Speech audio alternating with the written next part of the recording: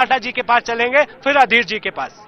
देखिए, जब से कांग्रेस का ये चुनावी माहौल आरंभ हुआ तब से लेकर एक चीज बड़ी क्लियर की गई, कोई भी मुख्यमंत्री का चेहरा डिक्लेयर नहीं किया गया, क्योंकि जो पिछले एक्सपीरियंसेस हमारे, चाहे वो पंजाब की बात कर ले, उत्तरांचल की करे, तो वहां से हमने एक्सपीरियंसेस से सीखा है।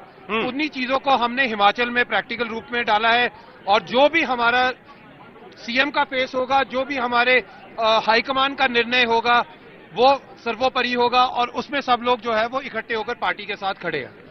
बालनाटा जी, जरा बताएं, यहाँ पर तो प्रधानमंत्री नरेंद्र मोदी खुद आकर बोल के गए हैं कि आप डबल इंजन की सरकार को देखिए, मुझे देखिए। तो लग तो यही रहा था कि भाजपा जो है पीएम मोदी के चेहरे पर जो है चुनाव मैदान में उतरी थी, उन्हीं के नाम पर वोट मांगे गए थे। क्या ये सही है? क्या मैं सही बोल रहा हूं?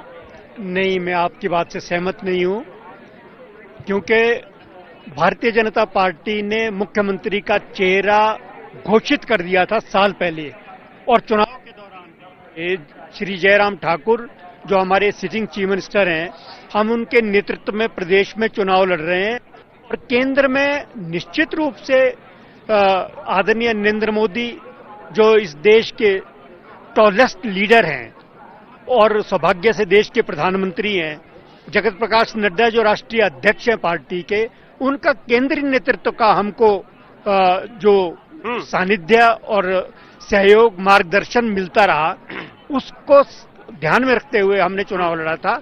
और जहां तक नेतृत्व का सवाल है, प्रदेश में जयराम ठाकुर के नेतृत्व में ही हम चुनाव लड़ते रहे। ठीक है, केंद्रीय नेताओं ने यहां आकर के प्रचार किया है। हाँ, रोहाल जी, आपसे ये समझना चाहूंगा, आप चेहरों की राजनीति को किस तरह से देखते हैं? अभी जो आंकड़ा बना हुआ है, 11 सीटों पर कांग्रेस जो है बढ़त बनाई हुई है भाजपा से, 38 का आंकड़ा जो है चल रहा है। तो क्या आपको लगता है कि जो मेरा सवाल था वही मैं आपसे पूछना चाहूंगा कि चेहरा भी कोई असर डाल पाया है क्या? क्या मैं सही था कि पीएम मोदी फेस थे यहाँ पे?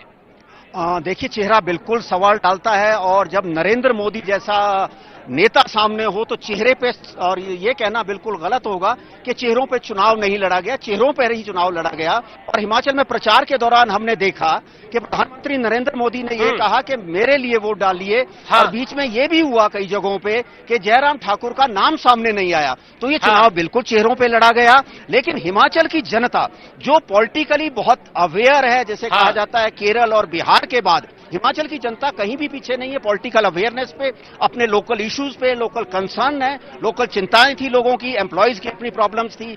एम्प्लॉयमेंट इस बार हिमाचल में इशू बना। बिहार इलेक्शन के बाद तेजस्वी ने ये इशू बिहार में बनाया था, और तेजस्वी उसी इशू पे कहां पहुंच गए। हिमाचल में ये इशू इस बार बना, यूथ के बीच ये इशू बना, और साथ ही साथ फिर जो इन्फ्लेशन और महंगाई है वो पूरे देश भर को परेशान कर रही थी, तो वो चीजें सारी थी। और ले देकर बात वहीं आती है कि 5 साल की गवर्नेंस में भारतीय जनता पार्टी ने क्या डिलीवर किया, वो ये बता ही नहीं पाए।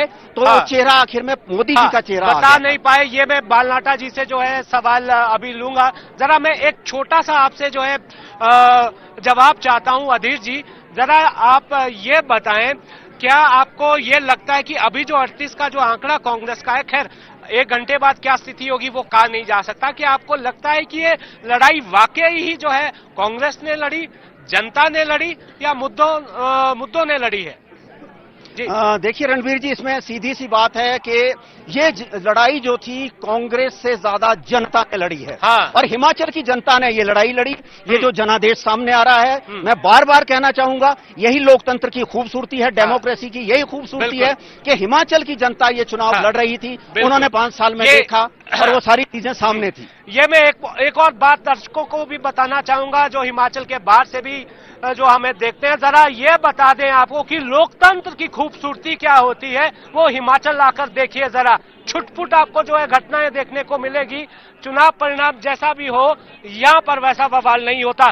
सुशांत जी, जरा ये बताएं, जनता आपके साथ लग रही है, ज्यादा लड़ाई जनता ने लड़ी है, तो अब ये रास्ता 38 का है, ये कहां तक पहुंचेगा? देखिए, रास्ता क्लियर है, विजन क्लियर है, टारगेट क्लियर है। हिमाचल की जनता की सेवा करना कांग्रेस पार्टी का ध्येय है। लड़ाई जनता ने खुद लड़ी है, हम नहीं कहते कि आपकी जो है सरकार बन रही है, अगर बनेगी भी तो भाई साहब बहुत लंबे चौड़े वादे हैं, 60-70 हजार करोड़ से ज्यादा का कर्ज है। देखिए, डेफिनेटली अपहिल टास्क है, लेकिन ऐसा नहीं है। जहां पर कुछ करने की नीयत हो वहां पर निर्णय भी दिखते हैं, वहां पर रिजल्ट भी दिखते हैं। कांग्रेस ने जिस प्रकार से अपना इलेक्शन मैनिफेस्टो बनाया, जिस प्रकार से अपना एक विजन डॉक्यूमेंट तैयार किया, जिस प्रकार से एक रोड मैप तैयार किया, वो अपने आप में परिचायक था। देखिए रणवीर भाई, एक चीज है, अगर किसी पार्टी का मैनिफेस्टो तैयार होता है तो वो ऐसे नहीं होता है कि आप ऐसे और ये बोले। लंबी प्रक्रिया रही है आपकी। हमारा जो ये मैनिफेस्टो तैयार हुआ, इसमें एक बहुत बड़े थिंक टैंक ने काम किया, जिसको भले ही डॉक्टर धनीराम जो आपको लग रहा है कि वो फायदा मिला। बालनाटा जी, जो अधीर सर भी ये कह रहे हैं कि हमें भी जो ये लग रहा है कि डिलीवर नहीं कर पाए जयराम ठाकुर, बार बार वो एक ही जिक्र पर जो है वो करते रहे कि सामाजिक सुरक्षा पर उन्होंने ज्यादा जोर दिया, गरीब के करीब तो बताया उन्होंने, लेकिन दूसरी समस्याएं भी। कोविड उन्होंने कहा, कोविड जो है वो सिर्फ हिमाचल तक नहीं था, पूरे विश्व में वो था। एक हद तक जो है उसको माना जा सकता है, बट पूरी तरह जो है कोविड को जो है ढाल बना दिया जाए वो भी सही नहीं होगा। मुख्यमंत्री की कुर्सी वैसे भी ऐसी होती है जहां पर उन्हें न्याय ही करना होता है, जवाबदेही होती है। अभी की मैं आंकड़े की बात करूं, अभी जिस तरह से कांग्रेस आगे, जरा बताएं, डिलीवर नहीं कर पाई क्या भाजपा? नहीं, ऐसा नहीं है।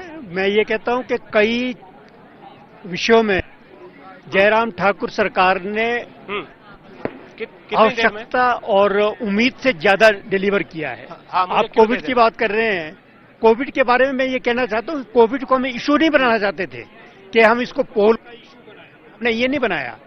लेकिन कोविड के दौरान जब हर आदमी बहुत बड़े संकट में और भय के दौर से सारे प्रदेश और देश में गुजर रहा था, उस समय सबसे बड़ी चुनौती क्या थी?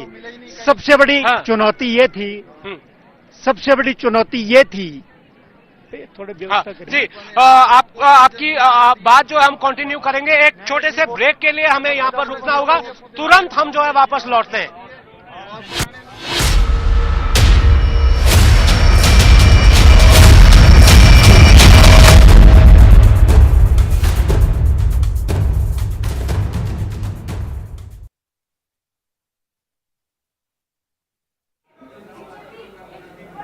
We at GNA University see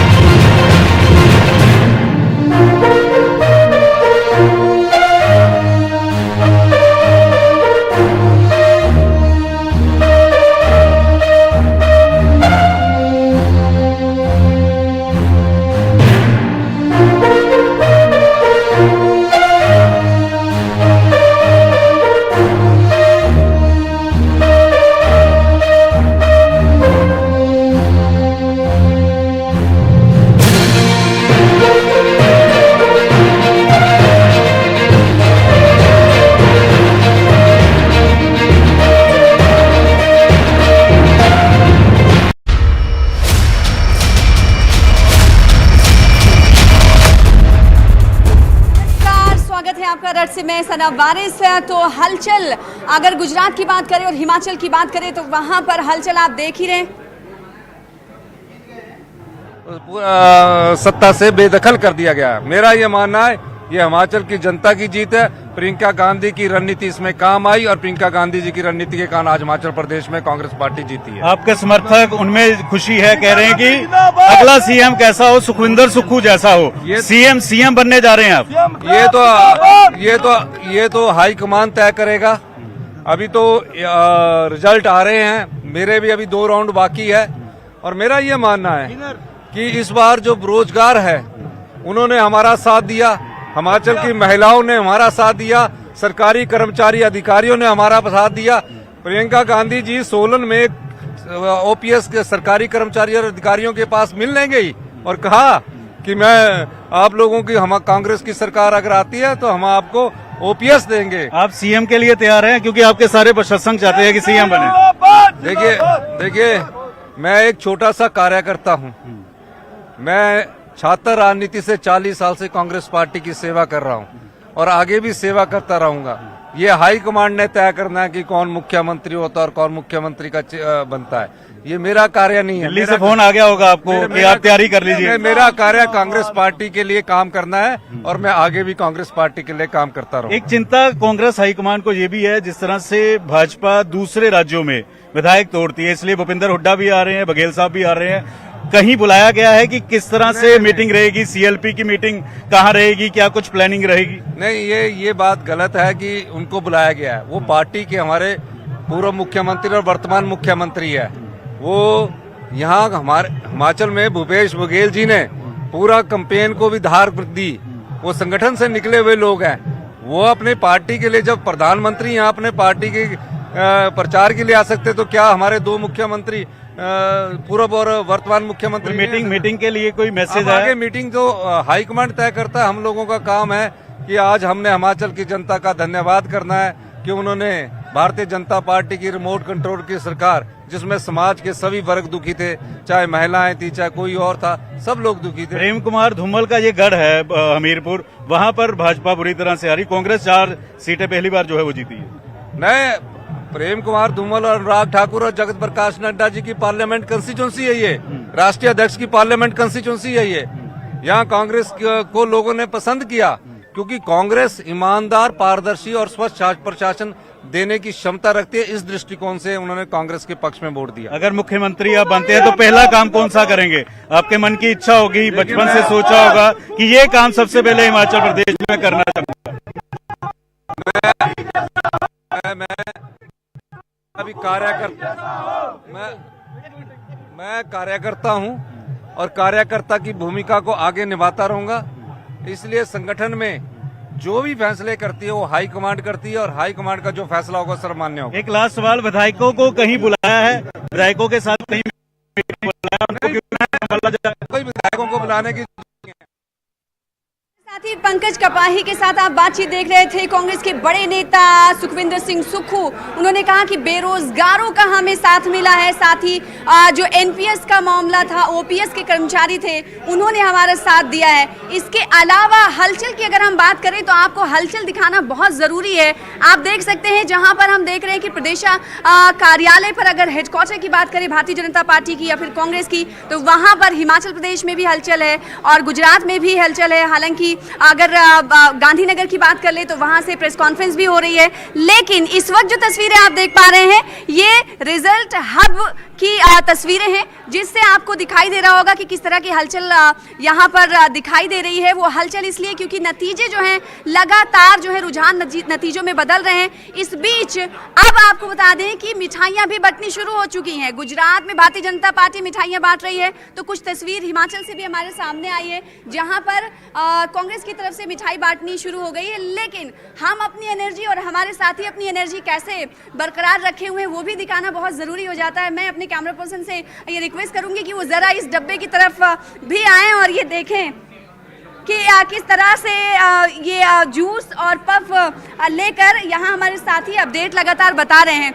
अब चलिए आगे बढ़ते हैं। आखिर ये मुमकिन कैसे हो पाता है कि एक्यूरेट, सटीक रुझानात और नतीजे हम आप तक पहुंचाते हैं? इसके पीछे लीडरशिप काम करती है और लीडरशिप होती है नेटवर्क 18 के group editor Rajesh Raina sir की। उन्हीं से हम जानते हैं कि आखिर हम लोग इस मकाम पर जो पहुंचे हैं सर, उसके पीछे कब से मेहनत हम शुरू कर देते हैं? देखिए, सबसे पहले मैं बधाई देना चाहूँगा पूरी टीम को। आज फिर हमने साबित किया कि इलेक्शन का मतलब है न्यूज़ 18।